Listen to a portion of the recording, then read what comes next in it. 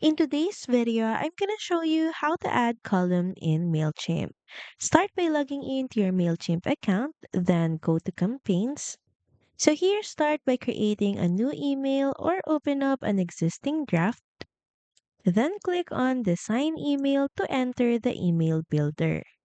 Now from here, look at the content panel on the left side, then scroll down to the blank columns section.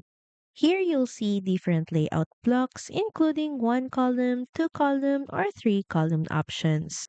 Now to add columns, simply drag a column into your layout, like the two column or three column option.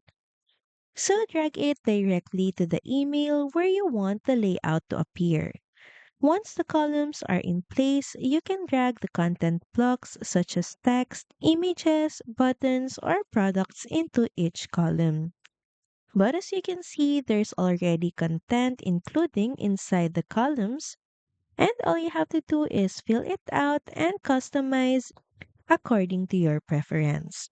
Finally, adjust the spacing, alignment, and styling so everything looks balanced on both desktop and mobile. So that's pretty much it. Thank you very much for watching this video, and I'll see you again on the next one. Bye!